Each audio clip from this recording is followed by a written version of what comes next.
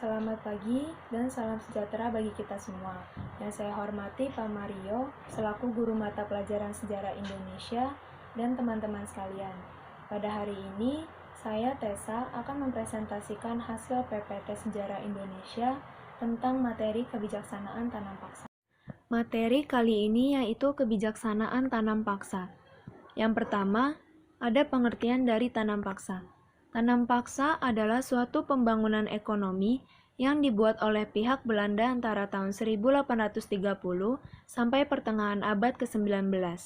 Sistem tanam paksa yang diterapkan pada zaman itu pada dasarnya ialah sebuah penghidupan kembali sistem eksploitasi dari zaman VOC yang berupa pengerahan wajib dan sistem pajak tanah.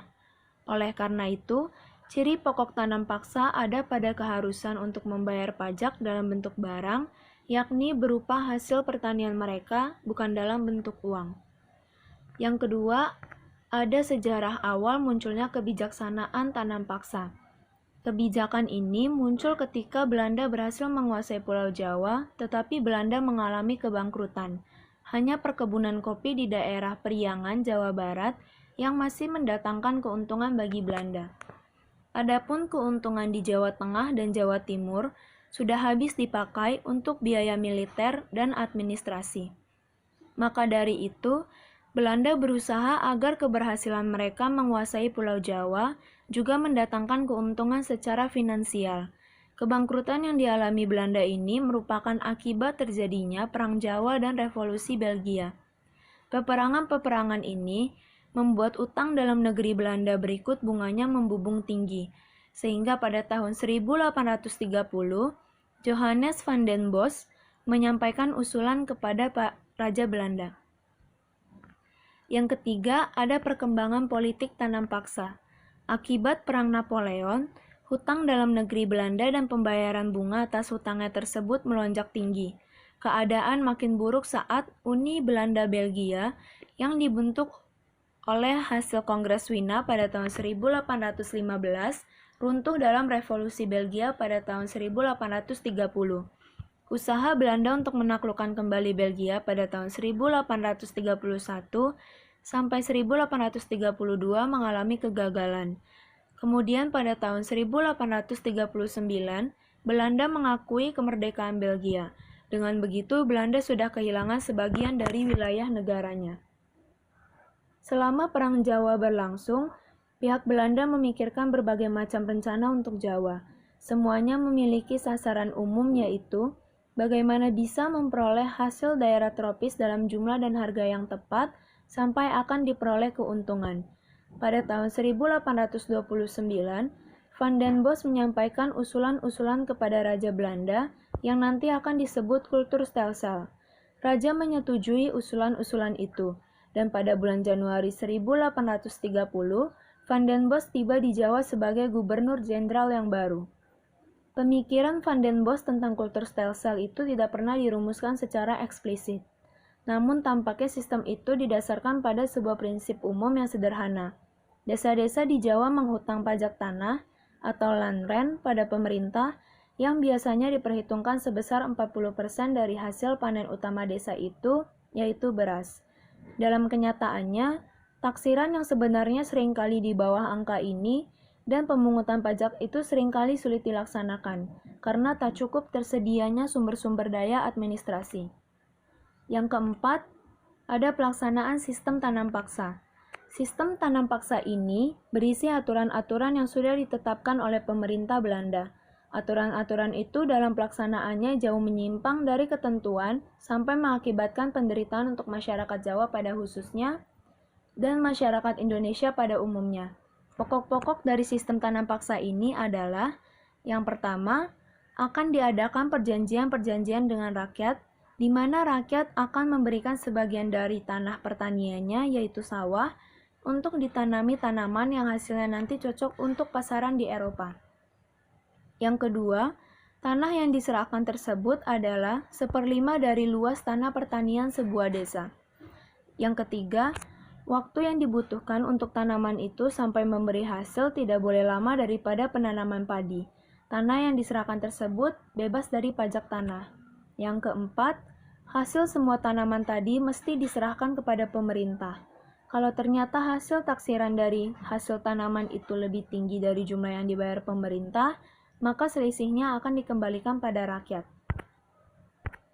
Yang kelima, kalau ada gangguan alam sampai panen menjadi rusak, maka kerugian akan ditanggung oleh pemerintah. Yang keenam, rakyat bekerja di bawah pengawasan para kepala. Pengawasan oleh para pegawai Eropa hanya terbatas pada kontrol pada pekerjaan panen dan transport supaya dijalankan pada waktu dengan baik. Yang ketujuh, dalam beberapa hal umpamanya tentang gula, maka pekerjaan bisa dibagi sedemikian rupa sampai sebagian dari rakyat bisa mengerjakan penanaman sampai masak, sebagian hanya memanen, sebagian lagi mengurus pengangkutan sampai pabrik, dan selebihnya bekerja di pabrik. Namun yang terakhir ini hanya dikerjakan kalau memang kekurangan tenaga kuli bebas. Yang kedelapan, dalam hal di mana kultur stelsel mengalami kesulitan dalam pelaksanaan, mesti tetap berpegang pada pembebasan pajak tanah dan sebagai patokan bahwa petani sudah menjalankan tugasnya kalau dia sudah memelihara tanaman sampai dapat dipanen.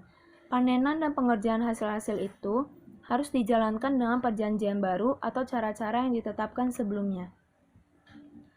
Yang kelima, ada dampak sistem tanam paksa. Dampak sistem tanam paksa yang pertama yaitu tanah dan tenaga kerja. Pelaksanaan sistem tanam paksa sudah mempengaruhi dua unsur pokok kehidupan agraris pedesaan Jawa, yakni tanah dan tenaga kerja. Sistem tanam paksa pertama-tama mencampuri sistem pemilikan tanah penduduk pedesaan, karena para petani diharuskan memberikan tanahnya untuk penanaman tanaman ekspor. Selain tanah, sistem tanam paksa membutuhkan pengerahan tenaga kerja rakyat secara besar-besaran guna penggarapan lahan, penanaman, pemanenan, pengangkutan, serta pengolahan di pusat-pusat pengelolaan atau pabrik. Oleh sebab itu, sistem tanam paksa menyentuh unsur tenaga kerja dari kehidupan masyarakat agraris di pedesaan Jawa. Dampak sistem tanam paksa yang kedua yaitu politik ekonomi uang. Pelaksanaan sistem tanam paksa juga besar dalam mengenalkan ekonomi uang ke dalam lingkungan kehidupan pedesaan agraris. Kehidupan perekonomian desa yang semula masih tradisional dan subsisten, secara berangsur-angsur berkenalan dengan ekonomi uang, yaitu lewat proses komersialisasi produksi pertanian dan pasaran kerja.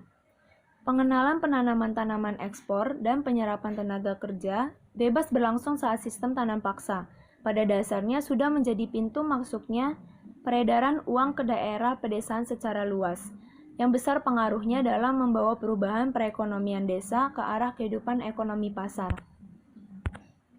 Dampak sistem tanam paksa yang ketiga yaitu kelaparan. Bahaya kelaparan melanda daerah Jawa Tengah pada tahun 1849 hingga 1850, terutama terjadi di residen Semarang. Pada tahun 1850, residen Semarang penduduknya berkurang 9% sebagai akibat dari kematian serta pengungsian penduduk menuju daerah lain. Kekurangan bahan makanan secara mengerikan sempat terjadi di Demak dan Grobogan.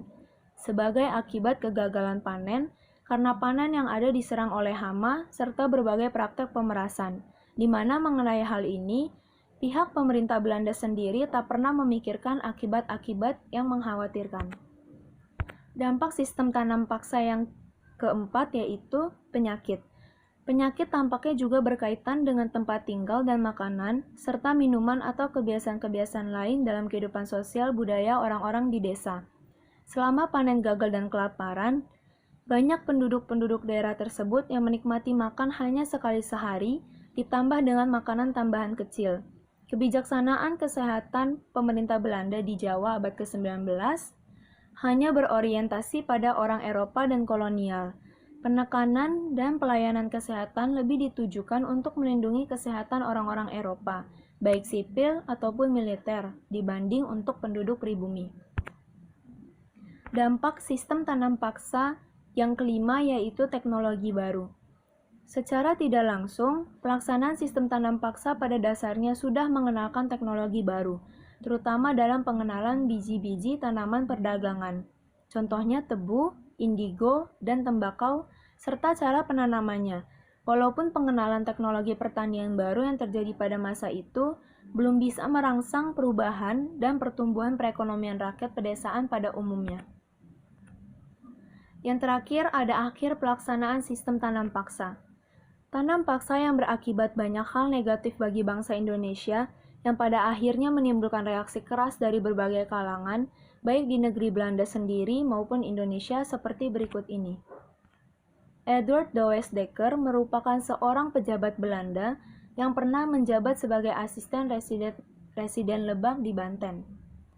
Douwes Dekker cinta kepada penduduk pribumi, khususnya yang sengsara karena tanam paksa.